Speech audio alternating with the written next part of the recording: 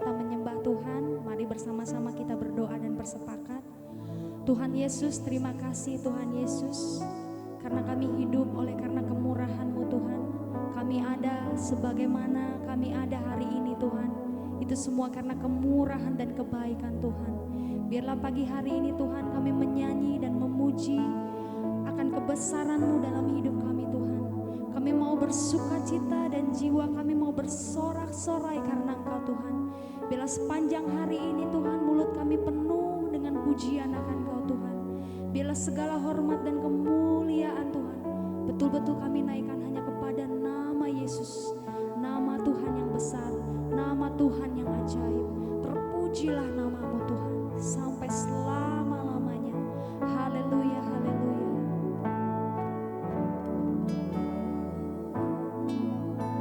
Bersyukur selalu bagi kasih-Mu di dalam hidupku,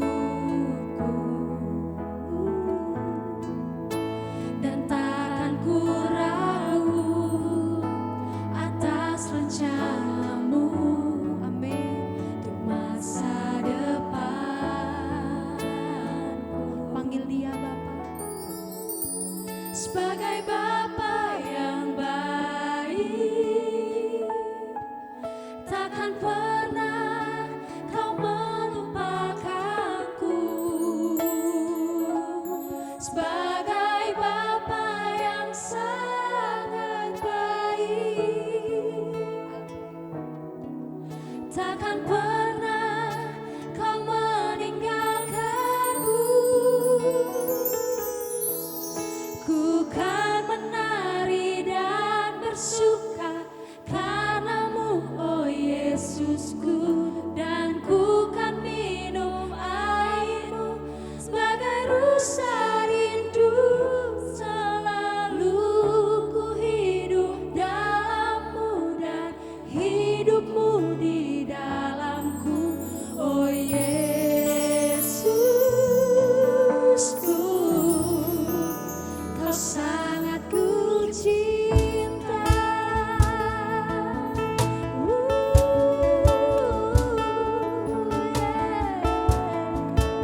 sangat ku cinta.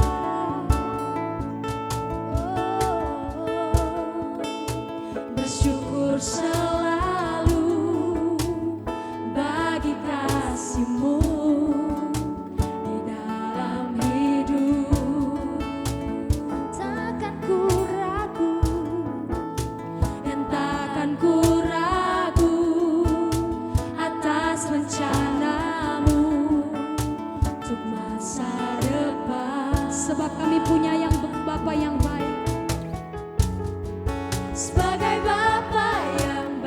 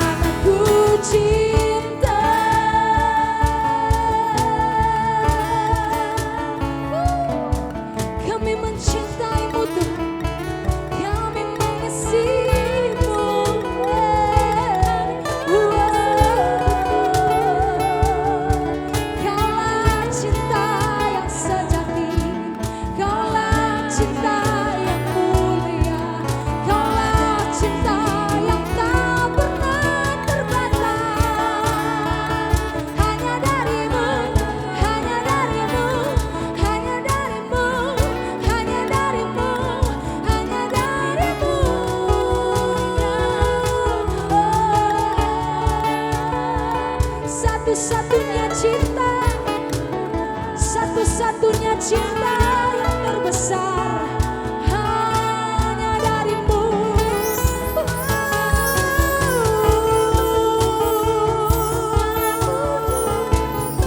Kami merindukan kasih-Mu lebih lagi. Kami menginginkan cinta-Mu lebih dari cinta apapun. Kami mengasihi-Mu Tuhan. Kami mengasihi-Mu lebih dari apapun. Sebab Kau lebih dulu mengasihi kami.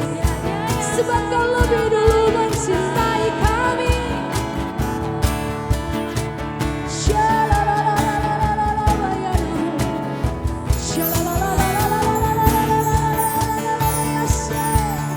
Biarkan cinta Tuhan boleh mengalir dalam hati kita.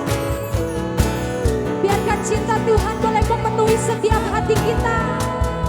Cinta-Mu lebih dari segalanya. Oh Yesus.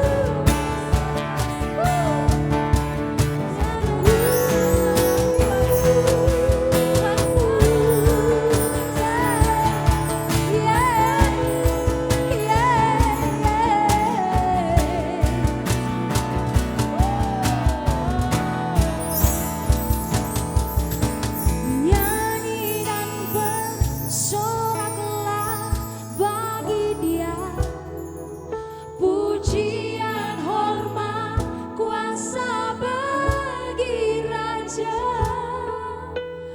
Gunung tunduk, laut bergelora, mendengar nama-Mu. Amin. Ku bersuka atas perbuatan selamanya. Selamanya ku kasihi Engkau Tuhan. Tiada janji seperti yang ada padamu. Amin. Mari katakan Yesusku, Yesusku, penyelamatku. Tiada yang seperti Engkau.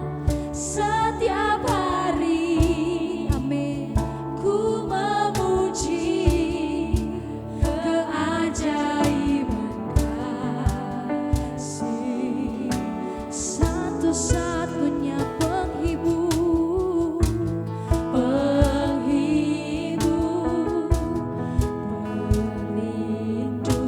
menara kekuatan.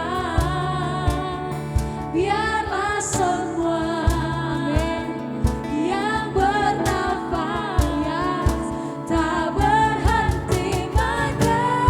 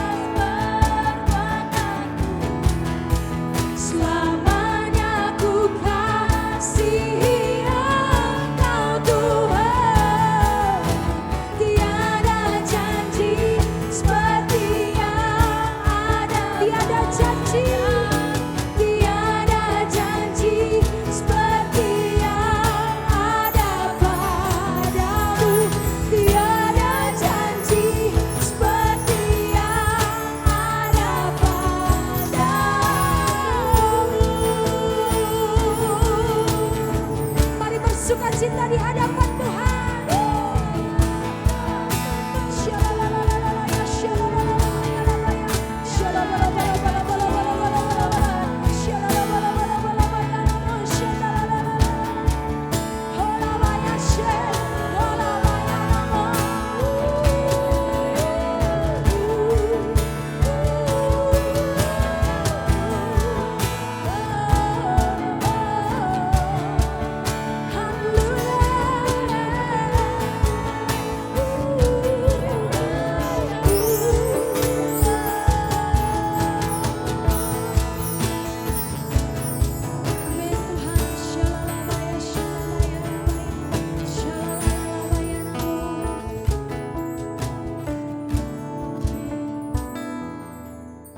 Shalom.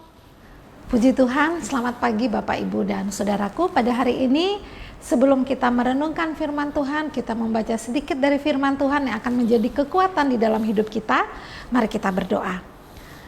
Terpujilah namamu Bapa, Engkau Allah yang maha baik. Terima kasih Tuhan kalau sepanjang malam kami sudah beristirahat. Dan pada saat ini Tuhan, kami akan mengawali hari kami dengan firman-Mu yang akan menjadi kekuatan bagi hidup kami dan akan menjadi suluh bagi hidup kami. Terima kasih Tuhan, biarlah Engkau mampukan kami untuk kami dapat menerima firman-Mu, dan terlebih Tuhan kami menjadi pelaku firman bagi kemuliaan dan kebesaran nama-Mu. Terima kasih Tuhan, berfirmanlah, kami siap mendengarkan firman-Mu. Haleluya, amin.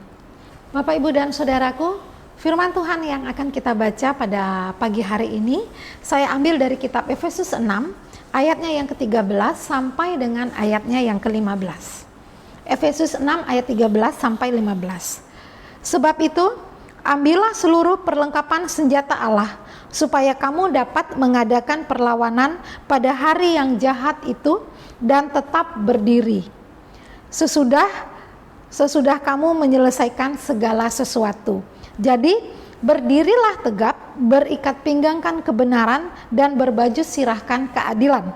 Kakimu berkasutkan kerelaan untuk memberitakan Injil damai sejahtera. Bapak, Ibu, dan Saudaraku, dalam pasal yang terakhir ini, Paulus menuliskan dan memberikan judul dalam perikopnya, yaitu peperangan rohani. Peperangan untuk melawan musuh. Paulus menyiapkan, atau Paulus ingin agar orang-orang percaya yang ada di kota Efesus mempersiapkan dirinya untuk menghadapi peperangan. Siapakah musuh? Siapakah musuh di dalam peperangan ini? Musuh di dalam peperangan ini yang Paulus sampaikan bukanlah peperangan melawan darah dan daging. Bukanlah melawan orang-orang yang menindas gereja, atau bukanlah melawan orang-orang jahat, tetapi lebih daripada itu. Peperangan yang dimaksudkan Paulus pada Efesus 6 ini adalah peperangan melawan kuasa-kuasa iblis. suatu peperangan yang sangat dahsyat dalam kehidupan pribadi orang percaya. Mengapa demikian? Pada kesempatan ini Paulus menjelaskan arti peperangan yang mendasari dari hidup orang percaya. Hidup orang percaya atau hidup orang Kristen, kalau kita melihat sebenarnya ada dua kekuatan yang ada dalam diri orang percaya. Yang pertama adalah kekuatan kuasa Allah yang ada dalam diri orang percaya. Yang kedua adalah kuasa iblis. Mengapa saya bilang kuasa iblis? Karena di sini Paulus menegaskan bahwa peperangan kita, kalau kita membaca dari ayat yang sebelumnya, pada ayat yang ke-12, karena perjuangan kita bukanlah melawan darah dan daging, tetapi lebih daripada itu kita melawan pemerintah-pemerintah, melawan penguasa-penguasa, melawan penghulu-penghulu dunia yang gelap, dan melawan roh-roh jahat yang ada di udara. Itulah peperangan sebagai orang percaya yang Paulus ingin para pembacanya supaya siap sebagai orang percaya. Sebagai orang percaya kita dipanggil dari dua sisi, kuasa Allah dan kuasa iblis. Sebagai orang percaya kita harus berada pada kuasa Allah.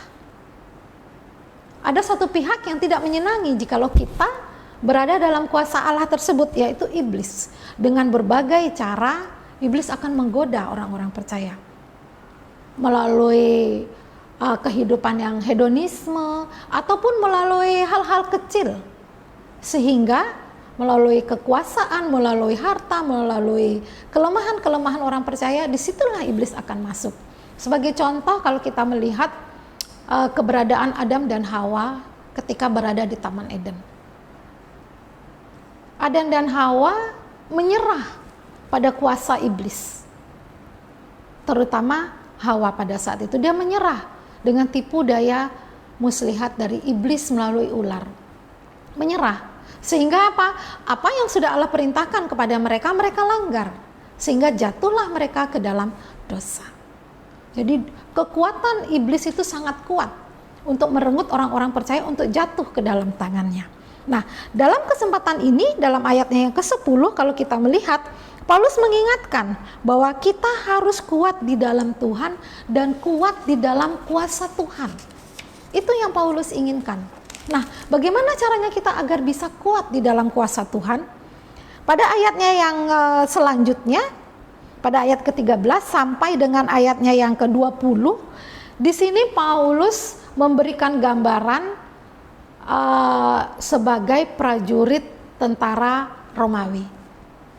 Karena pada saat itu, pada masa itu, tentara Romawi adalah orang yang paling berkuasa dan paling kuat untuk berperang, mempertahankan kedudukan dan kekuasaan mereka. Nah, dalam kesempatan ini, dalam Efesus 6 ini, Paulus menggambarkan bagaimana orang percaya dapat berperang melawan kuasa-kuasa kegelapan itu.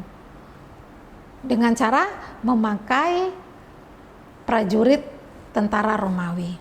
Dalam ayatnya yang ke-13, hal yang pertama yang harus dilakukan yaitu berdiri tegap. Jadi, berdirilah tegap. Bapak, Ibu, dan saudaraku, berdiri tegap. Biasanya seorang tentara, kalau kita melihat, atau mungkin Bapak Ibu ada yang menjadi seorang tentara, biasanya sebelum kita menerima komando atau sebelum melakukan tugas dalam apel, biasanya tugas-tugas yang harus dikerjakan, biasanya ketika mendengarkan komando harus berdiri tegap terlebih dahulu. Mengapa harus berdiri tegap?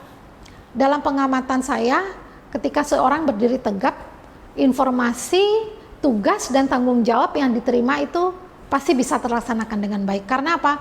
Karena ketika kita berdiri tegap, seluruh panca indera kita, seluruh tubuh kita akan menyatu, ya, akan bersiap siaga.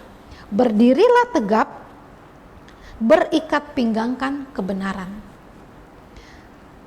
Bapak, Ibu, dan saudaraku, alat pertama yang dipakai oleh Paulus sebagai peperangan, sebagai lawan untuk berperang melawan roh-roh jahat, yaitu berikat pinggangkan kebenaran.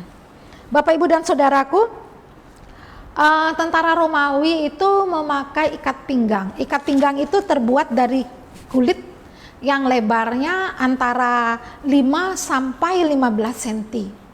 Tujuan dari ikat pinggang itu pertama untuk menyangga baju daripada tentara itu supaya bajunya itu tidak mencong ke kiri ataupun mencong ke kanan, dan yang kedua itu sebagai tempat senjata, ya, sebagai tempat menggantungkan senjata pada tali pinggangnya, sehingga ketika seorang tentara sudah memakai ikat pinggangnya berarti dia sudah siap bertempur. Dia akan berdiri tegap, dia memakai ikat pinggangnya dan dia siap untuk melaksanakan peperangan.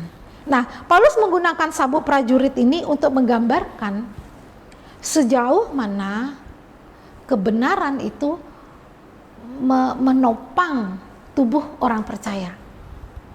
Karena pinggang ini, memakai ikat pinggang berarti tubuh kita bisa menjadi tegak. Nah, bagaimana tubuh kita sebagai tegak supaya kita tidak layu ataupun kita tidak mati? Yaitu dengan menggunakan ikat pinggang. Implementasinya yang Paulus katakan, berikat pinggangkan kebenaran. Bapak, Ibu, dan Saudaraku, kebenaran dalam firman Tuhan akan membawa orang percaya untuk kuat dan mampu melawan tipu daya iblis. Kebenaran yaitu firman Tuhan yang ada di dalam perjanjian baru dan perjanjian lama, dari kitab Kejadian sampai dengan kitab Wahyu. Itulah kebenaran yang harus kita pegang sebagai orang percaya. Kebenaran itulah sebagai awal untuk kita berperang. Senjata pertama yang harus kita pegang adalah firman Tuhan.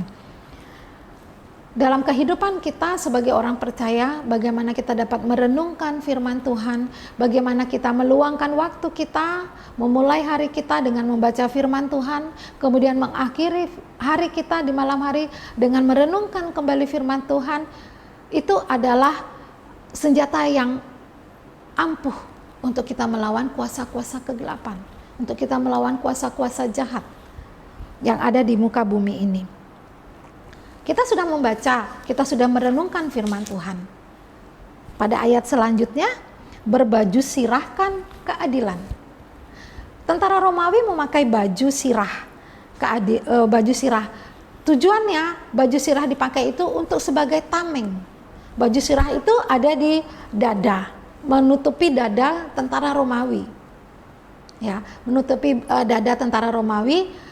Dengan tujuan apa? Baju sirah itu sebagai tameng, dan itu biasanya sangat kuat atau terbuat dari baja yang kuat, sehingga kalau peluru atau pedang datang dia tidak langsung menikam ke jantung, sehingga tentara Romawi itu kuat dan terlindungi dengan baju sirahnya itu. Nah, baju sirahkan, berbaju sirahkan keadilan.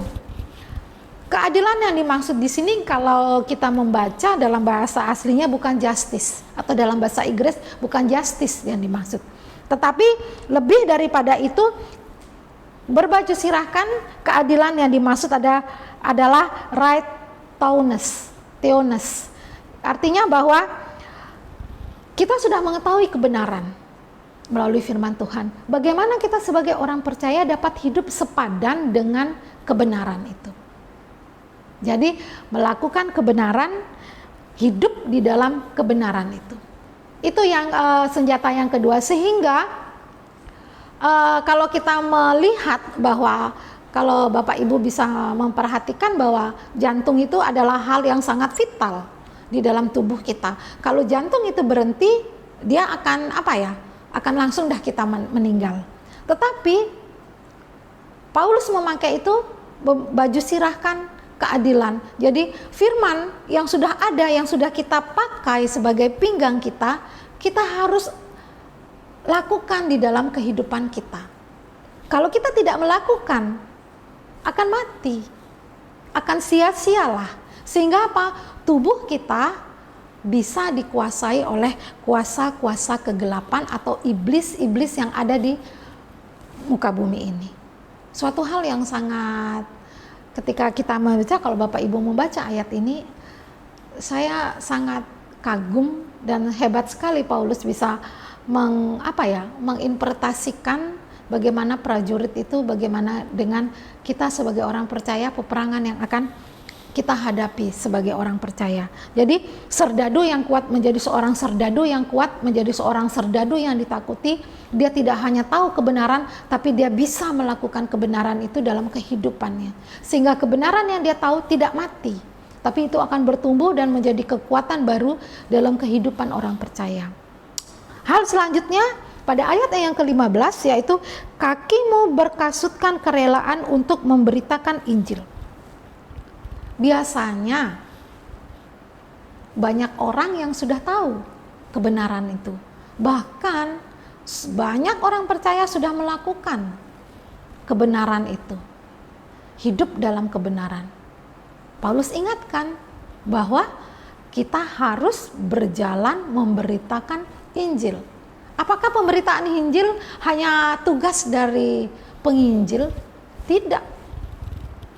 Di sini Paulus tegaskan, kakimu harus berkasutkan kerelaan untuk memberitakan Injil damai sejahtera.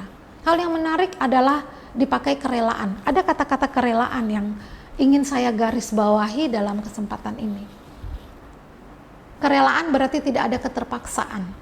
Dan itu keluar dari hati, keluar dari keikhlasan kita, keluar dari kemauan kita untuk memberitakan Injil. Terkadang kita sebagai orang percaya, kita susah sekali untuk memberitakan Injil itu. Saya tidak hafal ayat-ayat yang ada. Saya tidak hafal Yohanes 3:16 bagaimana membawa orang. Bapak, Ibu, dan saudaraku, saya katakan memberitakan Injil adalah hal yang sangat sederhana. Hal yang pertama, tubuh kita itu adalah alat untuk kita memberitakan Injil. Mengapa?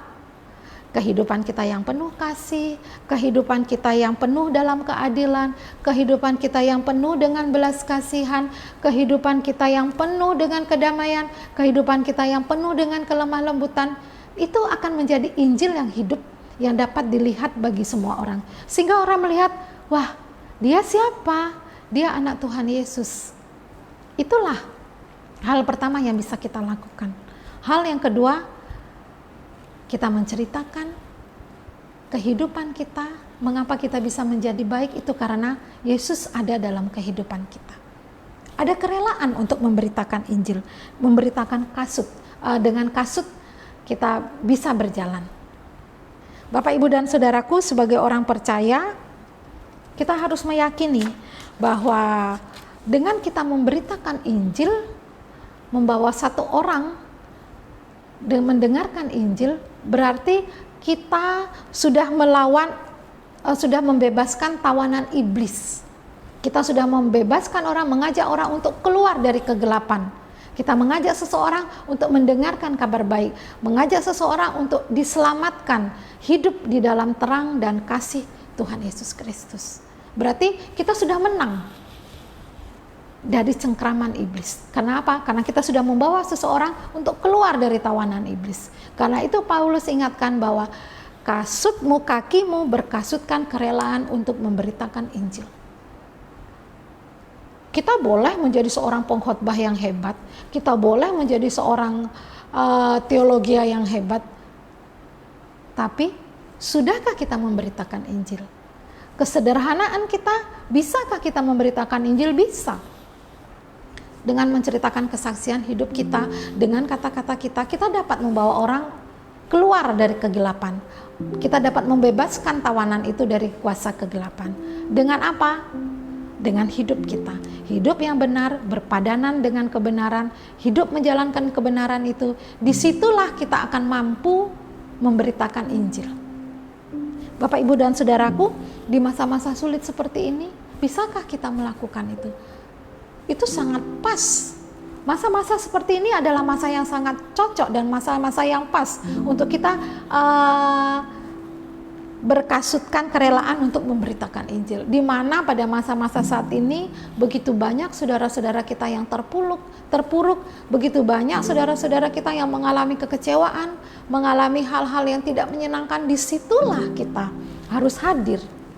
Karena apa? Kita sudah tahu kebenaran, kita sudah hidup dalam kebenaran, dan kita akan membawa orang tersebut untuk keluar dari kegelapan itu. Sehingga apa? Kita menang atas kuasa iblis, kita menang atas roh-roh jahat, roh-roh penghulu-penghulu jahat yang ada di muka bumi ini. Itulah yang Tuhan kehendaki, yang digambarkan oleh Paulus dalam Efesus 6 ini. Bapak, Ibu, dan Saudaraku, mari kita bergandengan tangan dengan orang-orang percaya, kita bergandengan tangan dengan gereja-gereja, kita bergandengan tangan untuk memberitakan tentang kasih Kristus kepada orang lain. Tetapi kita harus hidup dulu benar di hadapan Tuhan. Kita harus hidup dulu benar sesuai dengan firman Tuhan. Itulah yang Allah kehendaki dalam kehidupan orang percaya.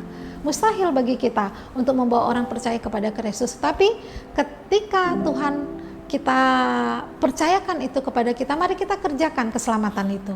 Karena apa? Kasih Kristus, kuasa Kristus tidak hanya untuk orang percaya, tapi untuk semua orang. Mari kita kerjakan keselamatan itu seturut dengan kehendak, kuasa, dan kemampuan kita. Kita bisa kalau kita hidup selalu dalam kebenaran firman Tuhan, hari lepas hari kita hidup di dalam kuasa dan pimpinan Roh Kudus, sehingga kita dapat menjadi saksi yang hidup bagi Kristus dan kebenarannya. Amin. Mari kita berdoa. Terima kasih Tuhan atas segala kasih dan kemurahan Tuhan dalam kehidupan kami. Terima kasih Tuhan untuk hari-hari yang sudah Engkau berikan bagi kami. Terima kasih Tuhan untuk masa-masa saat ini di mana dalam kesulitan-kesulitan kami percaya Tuhan bahwa penyertaan Tuhan sungguh luar biasa atas kehidupan orang percaya. Kami mau berdoa Tuhan untuk bangsa dan negara kami, untuk masa pandemi yang sudah bisa kami lalui berlahan-lahan dalam beberapa waktu akhir-akhir ini Tuhan. Kami sudah mulai menjalankan kehidupan normal. Kami percaya Tuhan, waktu-Mu adalah yang terbaik untuk memulihkan bangsa kami Tuhan. Di tengah-tengah bangsa kami saat ini Tuhan, kami mau berdoa buat Bapak Presiden, Wakil Presiden, dan para menteri. Tuhan, Engkau buka hati mereka, Engkau lihat keberadaan mereka, agar mereka benar-benar menjadi seorang pemimpin yang takut akan Tuhan dalam kehidupan mereka. Dan lebih daripada itu Tuhan, berikan hikmat bijaksana bagi mereka, untuk mereka dapat mengatur segala kebijakan, mengatur segala keberadaan bangsa dan negara ini Tuhan, dengan melihat kepentingan banyak orang. Tuhan, Engkau campur tangan untuk masa-masa kesulitan ekonomi yang akhir-akhir ini semakin terjadi dalam kehidupan bangsa dan negara kami. Kami berdoa Tuhan buat orang-orang percaya, biarlah mereka kuat, berkatilah mereka, agar mereka dapat menjalani hari-hari ini. Tuhan, Kau cukupkan mereka Tuhan, sehingga Tuhan dalam kehidupan mereka Tuhan, mereka senantiasa bersyukur kepada Bapa di surga, dan terlebih Tuhan, mereka dapat menjalankan hari-hari mereka dengan kecukupan yang semua itu Tuhan bersumber daripada-Mu. Terima kasih Tuhan untuk bangsa kami. Biarlah gereja-gereja yang ada di muka bumi ini Tuhan dapat membantu, menolong jemaatnya, dan terlebih Tuhan dapat bersaksi akan kemurahan Tuhan dalam kehidupan orang-orang percaya. Terpujilah nama-Mu Bapa. Kami percaya Tuhan bahwa Engkau Allah yang senantiasa memberkati dan memimpin kami, dan terlebih Tuhan Engkau campur tangan atas setiap kehidupan kami, karena Tuhan kami hanya berseru dan berlindung kepada-Mu. Bapa Surgawi, inilah kami, inilah doa kami, dan kami alaskan di dalam nama Tuhan Yesus yang sudah mengajarkan kami berdoa. Bapa kami yang ada di dalam surga, dikuduskanlah nama-Mu, datanglah kerajaan-Mu, jadilah kehendak-Mu di bumi seperti di surga. Berikanlah kami pada hari ini makanan kami yang secukupnya, dan ampunilah kami akan kesalahan kami, seperti kami sudah mengampuni orang yang bersalah kepada kami. Dan janganlah membawa kami ke dalam pencobaan, tetapi lepaskanlah kami daripada yang jahat, karena Engkaulah yang punya kerajaan, kuasa, dan kemuliaan sampai selama-lamanya. Haleluya, amin.